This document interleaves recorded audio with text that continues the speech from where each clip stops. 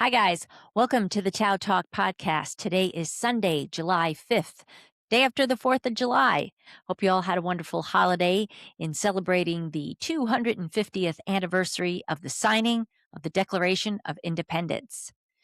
Today, we got a couple of regional stories. We're going to be talking about a New York City tall boat festival in which the Hudson Valley boat called the Clearwater Sloop was removed from the event. We're also going to talk about a city of Newburgh judges primary for the Democratic seat, which was won by a working families candidate, and his opponent is now going to be running on the Republican platform.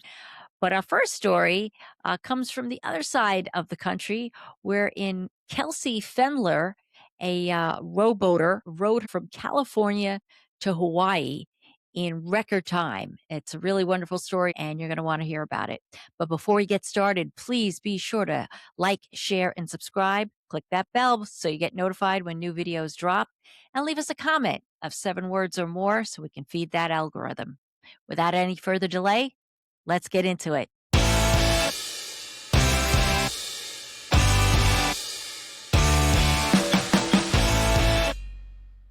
So our top story that I am touting today is obviously happy 250th anniversary to America. Great job. You made it 250 years from the Declaration of Independence. Let's hope that we can make it another 250 more. That would be Yeah. really nice. But I do want to talk about the Grand Canyon rafting guide, right? Kelsey Pfendler. Pfendler. Pfendler. Okay. Pfendler. Okay, Kelsey Pfendler, if I can pronounce her name right.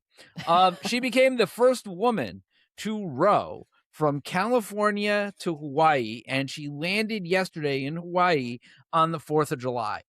That is fucking amazing. Nice. All right. Nice. Well I done. I I watched her story right from the beginning, and I gotta tell you, you know, she broke the men's record.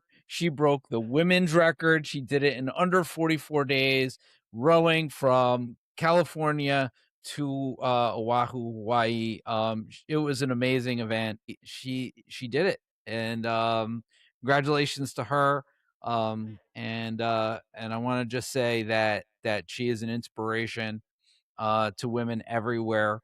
And she had a comment, okay, and I probably should have had it queued up, but she had a comment basically, right before a landing. She said, if you are a person, who wants to try something, and is afraid of failure, just remember that you can do it, right? She had a very positive message of hope that you can do it, right? Because she did this, and she didn't know if she could actually make it to the end. She didn't know she was going to break the records. She had escape plans the entire way, if need be, and she just never gave up. She rode 12 hours a day every day for 44 Wow. days, and she made it. And that positive message, I'm just gonna say shout out to Kelsey. Great job. And if you hadn't heard of this story or don't know this story, go online, check it out, check her videos out on TikTok and Instagram. She documented her entire journey, and it was absolutely amazing. So Nice. Well done. Congratulations to Kelsey. yeah. Yeah, it's nice to have something heartwarming and uplifting to hear about And these days. inspirational, right? Like Yes, like and there isn't a lot to inspirational. be inspired by. And just the inspiration with which she gives all of us, right? The idea of, the things that we're fighting for are no less important than what she did, and she accomplished her goal. So it's now time for us to accomplish our goals. Absolutely.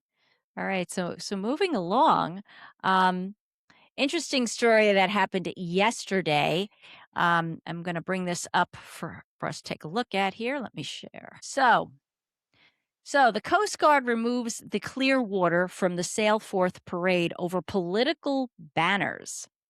So the article goes on to say The Hudson Valley's own Sloop Clearwater was removed Saturday morning by the U.S. Coast Guard from the Sail 4th 250 celebration event, citing the banners displayed on its main sail as being political. So it goes on to talk about this. The banner said, "Save the Clean Water Act and Indigenous rights, racial justice, and climate solutions." So while they were definitely, activist type of banners, they they weren't specifically political in the sense that they were representing a specific group or specific candidate or specific party, but they were more talking about just raising awareness, particularly about Save the Clean Water Act. So they were removed, and you can find this article on Mid Hudson News. Um, According to the USCG, as part of the parade of sale, participants agreed not to display political messages, and so I guess they felt that this was a political message. So this annual sale event has been going on since 1964. The Clearwater, which comes from the Hudson Valley, first launched in 1969 and was a participating vessel in the second Operation Sale event celebrating the U.S. bicentennial, which I remember. So what they said, their comment was, if you think what we have on our banners, nothing in there is offensive or hurtful or wrong in any way, other than bringing attention to issues that are important. It's free speech at its sincerest point, which is something we are trying to celebrate today. Um, so Neil, we were talking about this off camera, and you brought out a little fact about this ship that isn't mentioned in that article, and I'd like you to share that with us, which I didn't know. Shockingly, the Mid Hudson News failed to report the news, right? Like, I mean, oh, I'm in shock. Oh my God. I mean, so the Clearwater sloop has been participating in these big boat events, right? I mean, remember, this is a big boat event. It's a parade of boats, big boats, right, for the 250th anniversary sailing into New York City. Okay. So they've been doing this since 1969. Yes. Okay. That, that, that's something that's history. They have always been advocating for these things, right? This isn't anything new for them. In fact, in 1969, when they launched and they participated in their first event, their whole goal was clean water, right? Like, was the Clean Water Act. And that was before the Clean Water Act had even been passed. They were advocating for the Clean Water Act because they understood, right? We have to have clean water. Okay. So it was directly because of them, okay, the Clearwater sloop, it was directly because of them that in I think it was 73, 74, that Nixon passed the Clean Water Act. Like, oh my God. All right. So here we're talking not a bipartisan bill, which was passed by a Republican president, okay, regarding the safety of our water that we drink, mind you. This is the water that we drink and we bathe in and we swim in and all that kind of stuff. All right. Nixon passed this. This boat was directly responsible. And every year they'd like to remind people, hey, we helped pass the Clean Water Act by doing these events. They like to, and they say we need to make sure that it's being adhered to, that Makes it's being sense. adhered to, and that we as government and as people, right, remember that there's a Clean Water Act and that we push to make sure that it's being adhered to, unlike the current president that's trying to dismantle these type of laws, right? So they went out there and this is what they did. And they were removed from the parade because they were talking about saving an act of Congress, saving something that is actually now law, is now political. Okay. So we have to keep in mind, because we've talked about this administration has politicized everything. Okay. And when you politicize everything and then you turn around and say, well, you don't have free speech because you're not allowed to be political. Okay. That means what they're essentially saying is that you no longer have free speech. Our First Amendment goes right out the window, right? Mhm. Because if you're talking about a bill, a law, and you're saying we need to save this law, okay, that was bipartisan, and all of a sudden the administration, because it was the Coast Guard, the administration says that's too political. Your speech is too political. That bill, we are going to dismantle that bill because that's what we want to do, and that's political. Your free speech is no more. Yeah. You no longer have free speech. And this affects us all. Yeah. Yeah, absolutely. Absolutely. Every, they chip away little by little by doing things like this. This is just and so people say, "Yeah, that's political." No, it isn't. Just because Yeah. it needed politics in order to pass doesn't make it political in the sense this was a human interest act, right? We should all want our water to be safe to drink, our air to be clean, safe to breathe and clear from pollutants and chemicals. We should want our soil to not be poisoned so that we can grow food that's safe to eat. Like that's not political. That's of interest to everybody. They have politicized everything and then turned around and said you are not allowed to discuss any type of and we're seeing this from both parties now. We're like even the Yeah. Democrats are saying this because they're saying this about socialism. We can't talk about that because either it will never pass or that's just too like political. It's too Too political. far left or Right? something. It's Yeah. it's it's it's too political. And what is I don't even know what that means, too political. Like that you can't It either discuss this is or it shit. isn't. It's like being a little Right. bit pregnant. You either are or you're Right, not. right. Right. Yeah. We're the We're a country's just little a bit little bit political. pregnant. We're just a little bit pregnant. That's it. Not all pregnant. We're just a little bit pregnant. But Uh, this goes to that this administration wants to shut down everything. They want to shut down all types of speech because they just want to do what they want to do and they don't want you fighting back against it. That's it. yes. Yeah. They just want you to have compliance. Mhm. And that's what Yeah. they're telling you. And if you open your mouth, if you do a post on social media, if you do anything negative towards this administration, they're coming for you. Yeah. Period. Yeah. Right? There we go. All right. Next on our list um, is a election that occurred in Newburgh. Uh, now, this didn't get a lot of attention until recently. I'm going to take a moment here to find the articles. Okay, so here it is. So yes, Kenyon Tracty, Goshen, the Orange County Board of This was Elections. Oh, go ahead. this was a primary, the Democratic primary election where Kenyon Tracty who was also endorsed by the Working Families Party. So he was a Working Families Party candidate, won the Democratic primary, right, and will go on to the election in November. Yes. Yes. So he has been certified. Kenyon Tracty for the work, just like he said, has won the June 23rd party primary for Newburgh Town Justice with 77% of the vote. Yes. That's pretty interesting considering there was a candidate on the Democratic line. He beat Anthony Lobiondo, who had gained the required number of signatures to force a primary. The Right. pair are running to fill the seat being vacated by Town Justice Jude Martini, who is retiring at the end of the year after more than 2 decades on the bench.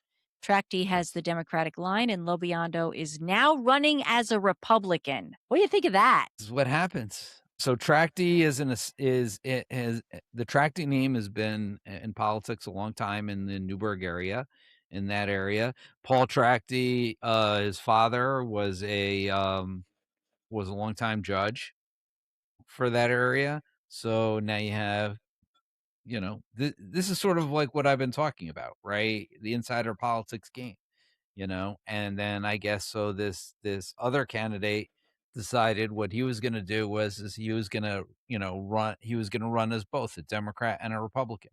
because the Republicans are trying to unseat the tracties, Right. you know?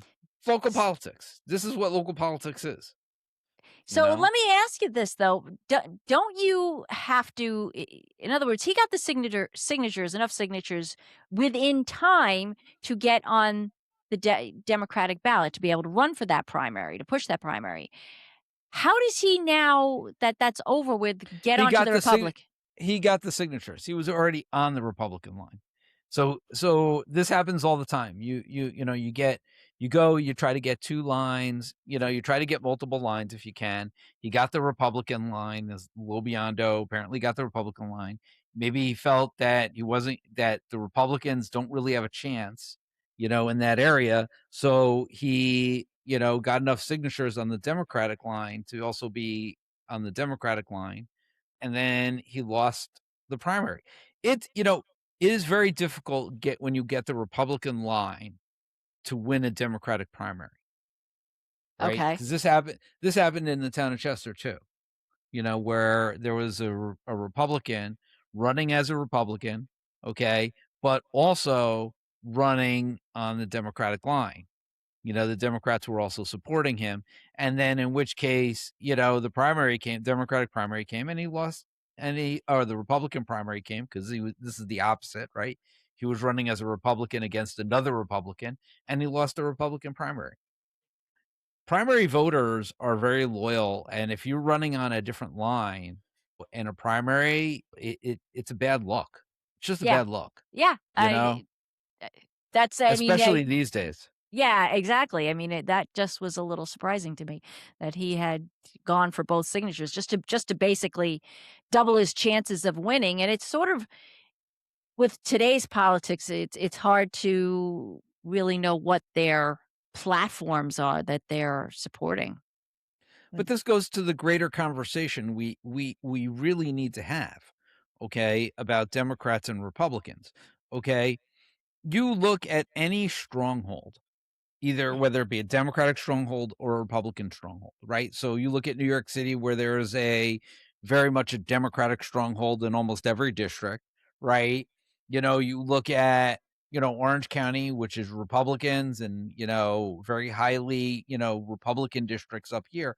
My dad came up here. My dad was a Democrat, but he registered as a Republican because this is what the area elected was, Republicans. And, he thought that he wanted to run for something someday, which he did. Oh, really? He ran for a town council seat, and he ran as a Republican. Okay.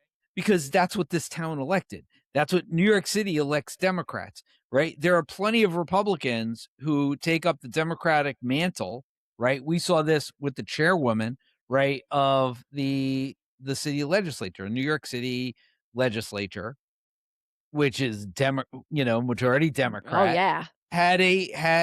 has a speaker who's really a Republican, but had enough money, ran on the Democratic line, and won as a Democrat. Like, this isn't anything new. We see this all the time, and this is why you end up with corporate Democrats and why you end up with corporate Republicans. It's because, people register with, and if they have an interest in running for politics, a lot of times with whatever will get them elected. Okay. Yes. All you need to do is look at the city of Middletown. Joe Massey in the city of Middletown. He was once a Republican. He knew he wasn't getting reelected as a Republican for his seat. So what did he do? He switched parties and became a Democrat, right? Kevin Gomez is the same thing. Kevin Gomez was not only a Republican who ran as a Republican for county legislature and was endorsed by the Moms of Liberty for school board, okay, is now a Democrat and a city councilman as a Democrat in the city of Middletown. We see this Wow. all the time. When people want to get elected to something, it's well, what will be the easiest to get me elected in this community? And this is reason why, and we say it here all the time. It's so important when it comes to election time to really ask questions and really know what they represent. Because just as we're demonstrating here, party doesn't mean anything if they're just going to pick the party that has the greatest chance of winning versus winning on your policies and getting people to vote for you because of what you represent. And we're seeing that people are kind of waking up to that. Like, for example, Graham Plattner is what Right. happened in New York City a couple weeks ago with all of the with the Democratic Socialists. People are starting to realize that you got to look deeper than just drawing a line across the ballot and just saying I'll get any Republican or any Democrat because you could be having this kind of situation. So, with that And in mind, that's wwhy primaries are so important, right? I think Because the primary is when you have the opportunity to vote, your establishment candidate out and get some new blood in there. Or it's if, true. if somebody is not really representative of you, okay, then, I mean, again, you're voting who's best serves the job, Yeah. okay? Because these are jobs. And if somebody is being that political where they're saying, well, I'm really a Republican, but I can't get elected as a Republican, so I'm going to run as a Democrat. But then I'll put forth my Republican policies into place. Bingo. And that Yeah, and that becomes a real problem, we saw that here. or you get right. I mean, that actually happened, believe it or not, because George ran as George apparently was a registered Democrat for like the longest time and then switched to Republican because he realized, oh, the Republicans I can get elected under. And he did. I was referring to Valentin, who ran as a Valentin too, was who a ran as a Democrat and for was 20 really a years. Republican. Yeah, Right. and but, so that brings me to a question here. It's because a lot of people don't always know when the primaries are and often don't vote in primaries. They just kind of, Right. sort of throw that aside and deal with whoever ends up on that ballot. And there isn't a lot of we saw it more this year than in past years, but we don't see a lot of, promotion for the primaries. So I think maybe a solution to that might be the idea of ranked choice voting. Yes. I think that is the better way to go because it kind of pushes people because their parties aren't listed on the ballot. So you're picking based on what their policies are. And I really like that. Right. What Forces voters to research and learn about each of the candidates, right? When it comes to ranked choice voting, to be honest with you, the two-party system is a complete and abject failure in the United States. It couldn't just agree it more. just is. It just absolutely is. All you need to do is look at New York, Massachusetts, any red state, any blue state. Like we talk about these things as if like, ooh, rah, rah, rah. But look at New York. New York has become the foremost surveillance state in the United States. We got flock cameras everywhere. We have that whole DMV where DMV is being, pushed by AI. I mean, you Tied look at in. New York, liberals can talk all they want about, oh yeah, I live in New York and we live in a great state and we have great social programs and we fund our education and we blah blah blah. But we also spend a lot of money on Republican, like the surveillance state Yeah. and data centers and all this other kind of stuff.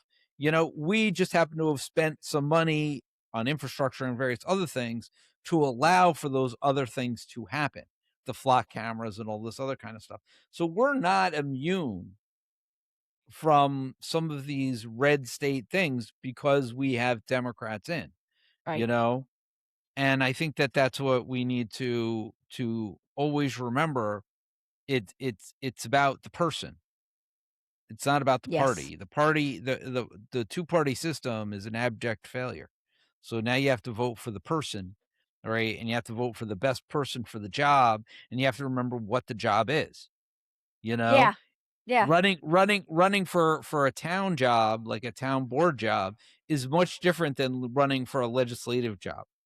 And you have to understand the difference and know what it is that you're voting for. When you're voting for a town or village or city, you're voting for somebody who's going to be managing your money and your finances when you're voting in a legislative seat, you're voting on legislative priorities. Where Yeah. I mean, they have to pass bills that essentially, yeah, I mean, it's some of it's about spending money, but some of it's about other things as well. And we have and laws and various other so we need to keep that in mind as well. We need good people in both spots, but you need to understand who you're voting for and why you're voting for that person and what position is that person voting for, and then ask them questions Yeah. about that. Yeah. Okay. And I do see sort of an awakening and people finally realizing that, but um, I think we made a few mistakes. I think, for example, Effie's campaign. I think Effie was the better candidate. She was a person who really spoke to the moment, and our friend who we've had on the show, go, goes by Captain Cosplay. Um, he dresses up as Captain America and shows up at all these events. He's finally started taking his mask off, and he was heavily involved in Effie's campaign, and was knocking on doors for her. The point that he made was that when he knocked on doors, he met different people that were within the party, people that were in other parties, either independents or Republicans alike.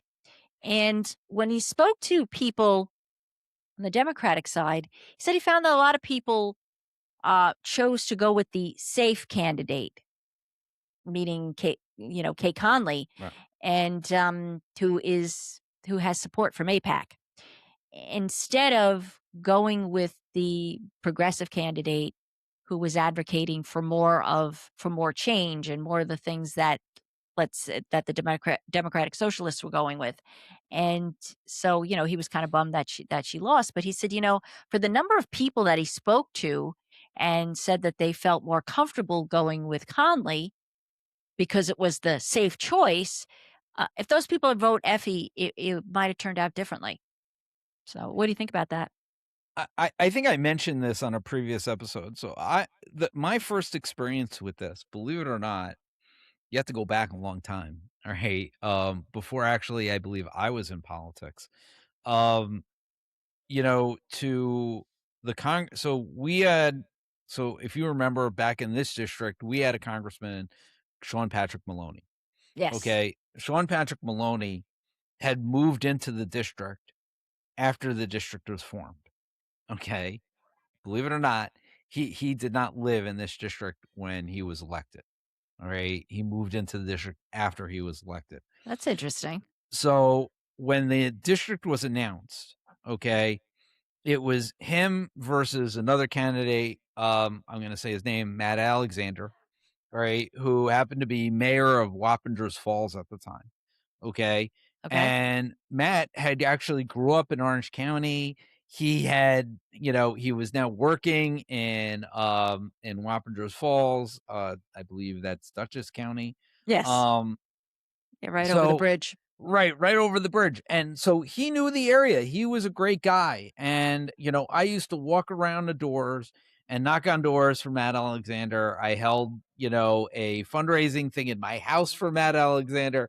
I mean, I was really pushing Matt Alexander because he was a hometown dude, right? Like, I mean, that's what you want. You want somebody who lives here, who understands the area to do it. Sean Patrick Maloney didn't knock on one fucking door for that for that primary, right? He had not even come to the area. He basically sent out robocalls from Bill Clinton because he served in Bill Clinton's cabinet. He had sent out like these messages, right? These robocalls from Bill Clinton saying vote for Sean Patrick Maloney in the primary. And Really? every door I knocked on, it was the same thing. We really like Matt Alexander. We get that he's a hometown guy, but we want somebody to beat Nan Hayworth. Okay, and this goes to what I've said before. Democrats have this idea, okay, that the only thing that will win is money. We're Okay. proving that So wrong. We're proving that wrong so now. so if Democrats continue to vote for money as being the that litmus thing, right? Like that the only thing that you're going to vote for is money, then we're going to continue to get bad representation because the money is buying the votes, and that's what's happening right now is that Democrats are voting money. We haven't gotten out of that in New York. It's unfortunate that we haven't gotten out of that in New York Yeah. because that means that more and more of these type of candidates will continue to get in, and we won't get what we want. We won't get health care. We won't get raise in the minimum wage. We won't keep the things that we need to survive. Health, Social Security, Medicare will be gone because Democrats will cave to that. Like, we have to understand, like, we are literally fighting for our programs here in New York, right? I don't know what kind of legislator Kate will be, but she's taken a lot of APAC money, and all I'm gonna say is what does that mean? You know, It's I concerning. is she get right, is she gonna end up being like a Sean Patrick Maloney? You know, is she going to end up being like the Pat Ryan? Pat Ryan has been all over the map with his votes. He has not been consistent with being like anti-establishment. Like, he's very much an establishment kind of guy. Yeah. He voted for the ban on TikTok, which forced the sale to Ellison, which basically means that we have the US government and Larry Ellison and these billionaires, right? They're the ones that are monitoring us Yes. Yeah. via Oh, yeah, TikTok, and they're absolutely, the and and they're the ones skewing our algorithm so that we can be pushed propaganda from our government. So I'm really kind of sick and tired of these type of candidates. I really yeah. just am. But I understand that a lot of Democratic voters, especially older voters, they get worried and they say, well, if money's in politics, we need to vote for the money, and we No, need to because we need to get out of it. you gotta see where that money's coming from, people, because it's Right. coming from the same source for both sides. That's the problem. That's the problem. And, Yes. for those that, may not know, Neil and I have started a new channel called The Daily Gripe, which we deal with a lot more, national stuff on that channel. Please be sure to like, share, and subscribe that channel. But we were talking about it last week. We were talking about this very situation where, where that money's come from. And I pointed to everyone, there's a website called Track APAC. So Track AIPAC, which not only tracks APAC but also tracks other money that's coming, mostly APAC and Israeli based other PACs. And first of all, why are we allowing other countries to invest so heavily in our politics? That's the point of APAC. And we're hearing APAC all the time because it is a big money money interest, and it's coming from Israel, another country. This is about America. This is about how we spend our money. Okay? Our money is not getting spent on healthcare for Americans. It's not getting spent on our education. Every dollar, okay, that we see being spent on social programs is $1 less that goes to Israel or another country or somebody else. And that's the problem that APAC is having right now, is because more and more money is needed to fund these wars, to fund the forever wars that everybody loves to keep talking about, but that's what's happening. So remember, it's a choice. You are making a choice of how you spend your money, right? Are we going to spend our money here on our people, on fixing infrastructure, on healthcare, on all these other things that we need as Americans? We are the richest country in the world. Or are we going to spend all our money on forever wars? APAC wants the forever wars. Yeah. That's it. They want to fund our military. They want to fund, all the things to ensure a robust military.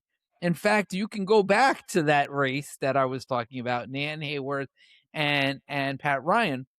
Nan Hayworth stated that the Republican policy is that the only mission of a congressperson or the federal government is national defense. That's it. That should be where all the money goes. Think about that. If all your money went to the military, And I'm not talking about the soldiers because we know how much they're getting screwed. Yeah, they're Okay. underpaid. Right. We're talking about the contractors who are making all the money. Remember what remember what we're talking about. And this is what they want. They want all the money to be spent over here on contractors and military and all that kind of stuff, and they don't want $1. And if you think that I'm kidding and you think socialism is so fucking bad, just remember that our military, okay, when they're recruiting Americans, what are the three things that they highlight in recruiting Americans? Oh, Free they're healthcare, healthcare, free education, housing, right? And GI Bill. and a free education. Yep, and help with housing for veterans. That's what I said. Oh, Housing. after you leave, they have a program, But the that's what VA I'm saying. loans. Yeah, But that's what I'm saying. After you leave, right? You get those three big things. You get free healthcare for life. You get your free housing, right? They give you free housing, and they give you. So it's interesting that the military, the armed military, that their biggest recruiting tool is socialism. yeah, yeah. They also have Okay. a for, one of the biggest crimes with the VA, which happened. It used to be that you could, if you served in the military, you had access to go to the VA for health care Right. for life as a veteran. You served, that was your gift. Right. They eventually changed that to being, well, only if you serve during a conflict, then you get the care for stuff related to the conflict. Because my husband has a bad back, and back in the 80s, he was going to the VA for treatment, and then things changed, and he couldn't. And the bad back had nothing to do with his service. He had a bad back, and he was a veteran, and so he was able to get care. And then they started to cut back on that. They've cut back dramatically on veterans benefits, particularly Yes. since this administration came to be. They've cut back on suicide hotline care, and health They care. they Yeah. their It- whole big thing is cutting services, though. yeah. That's what this government is all about. This government is all about cutting services, and I'm like I'm always amazed. I'm always amazed at the fact that the same people that they hurt the most are the same people who continue to vote for them, right? Because you look at a large segment of the population that are veterans that are in the military vote Republican because they do not trust the Democrats. Okay, and my question is why don't they trust the Democrats? Messaging. Why? It's right. It's messaging. It's messaging, It's it's it propaganda, it's Right. what we It's live with. all messaging, it's all propaganda because here we have the Republicans starting every war, okay? And then it's left up to the Democrats to end the war. Okay? And that's what they don't like. Yeah, They don't like the fact that Democrats continuously end these forever wars, right, at either a loss or a tie. It's like we want to win one, right? Like, I mean, just like anybody in sports, you want to win. Everybody wants to win. And here's the thing. Americans have not figured out there are no winners in war. There are no winners in war. None whatsoever. Okay? exactly. You are Truth. never going to Absolute win. truth. It doesn't matter whether you take over the country, you don't take over the country. There's no winning. There's no winning, okay? And a lot of people have come to this conclusion, right? So you fight wars, right? That means something but the United States hasn't really fought many wars that actually help and protect people. Right. We We're just either don't. It's all been for corporate interests. and we will talk about this more on our new channel, The Daily Gripe. So make sure you follow that. Put a link below in the comments. Um, but with this, do you have any final comments? Not really. I mean, I think we just need to do better. We We need to need to vote elect for better. We need to vote and elect better people. Kate, again, we don't know what type of legislator she will be, just like we don't know what type of legislator, you know, Graham Plattner will be or El Sayed would be, will be. We really don't know who these people are. We have to wait until they get there and they start voting. But this idea that we're going to attack people, right, prior to them being in office, right? You have to give them the benefit of the doubt. Hopefully they go in and make the right decisions, but we also have to make sure that we're responsible in electing good people, and I don't know what type of person Kate will be. It's disturbing to me that she's willing to take that money yeah, because that tells me that she's willing to compromise, right, her for own her vote, principles. her own Yeah. principles for a vote, right? Yeah, yeah. And then Yeah. that's the reason why, you see Graham Plattner being so popular because he has chosen not to take that money. And, and he's getting a lot of support across the country. Across the But country. I've done it also shows that Kate really doesn't have the grassroots support that she really needs either.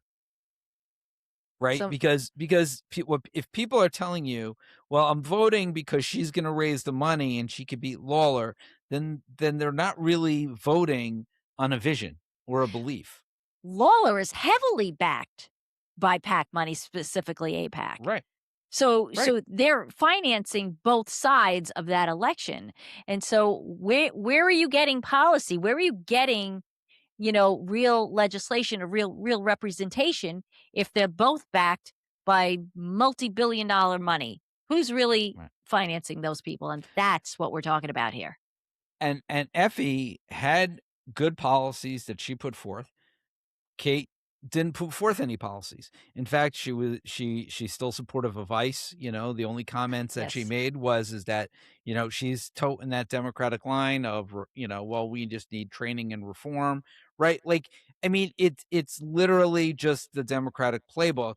And again, I go to, if you're knocking on doors and people are saying, well, we think she can win because she can raise the money, okay, then they're not voting. So come election day, those people may not end up voting for her or be there for her because they may look at it and say, well, why am I going to vote in a general election? Or, it really doesn't matter. Or, right, like then you start getting into those type of scenarios. There's no grassroots belief system to get people out and vote for you. Kate has not made the case against Lawler really for people to want to come out and back her and to say, this is my candidate. She's great. These are the policies we're championing when she gets into office. We're not seeing any of that. Yeah. Yeah. It's just Well, literally anti-Lawler, anti-Trump. Kate, first of all, is not in our district. We're in Pat Ryan's district.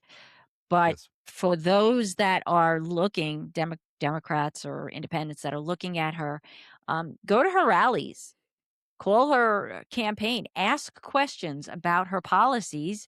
And if there's things that matter to you, public sentiment should also help to drive that policy with her influence. And so, question her about her accepting PAC money and how that influences her policy decisions, or will it?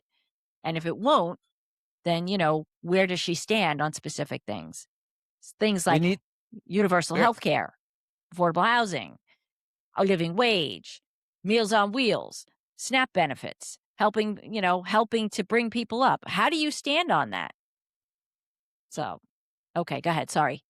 No, I was going to say exactly what you said. I said get her to admit what policies that she stands for and her positions on these policies, so that way you can hold her to them when she gets into office.